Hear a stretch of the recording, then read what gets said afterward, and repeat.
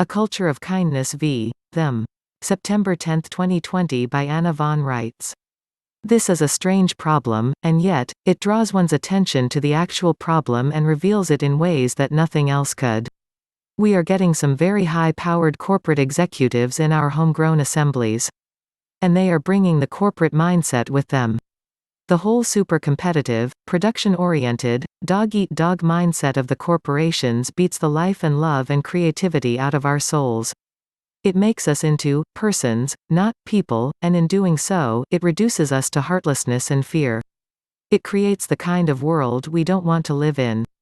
It destroys connection and community and sharing. It erases the vital elements of emotion and ethics. I used to think of corporate America as a vast chicken yard, complete with its pecking order.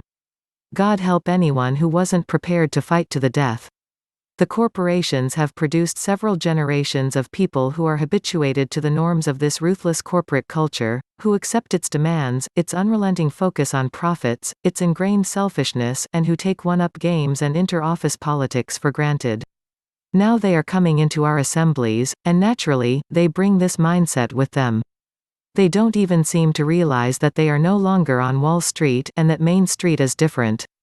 They are coming to Main Street in search of old-fashioned freedom and American values and privacy and security for themselves and their families and their homes and their money and everything else they've slaved for. But then, they immediately set to work, trying to make Main Street into Wall Street. Living in Alaska, I've seen wave after wave of Californians fleeing the Golden State, seeking freedom in Alaska. They promptly settle down and start talking about how backward Alaskans are. Why aren't we supporting hundreds of welfare programs and snooper-pooper agencies and government regulation of every kind?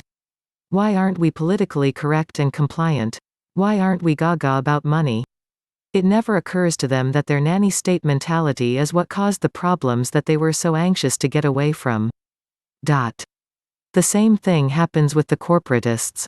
They come to our assemblies to escape the cold, nasty, coercive, immoral, profit-driven culture of the corporations, and drag their prisons with them. Recovering corporatists need time and therapy and encouragement. We don't only need to teach them about American government and history, we have to teach them how to be kind. They never learned, or they have long ago forgotten the simple code of kindness and acceptance and honesty that makes Main Street what it is. Many people have observed that this is a spiritual struggle more than anything else, a matter of what you believe and what you believe in, so let's start right here in our assemblies and examine our assumptions. We are not here to restore or rebuild the ivory towers and balance sheets of corporations. We are here to rebuild a nation made of living people, people who have frailties and problems. So let's all make the conscious choice to make kindness and loyalty and honesty the core of our non-corporate value system and teach others the same.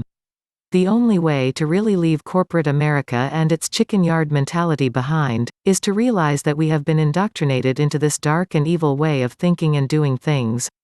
And then also realize that we can willfully, and consciously choose a profoundly different way of life and way of treating each other in our state assemblies. Links to Anna's articles and resources can be found in the video description box. Thank you for subscribing, liking and sharing.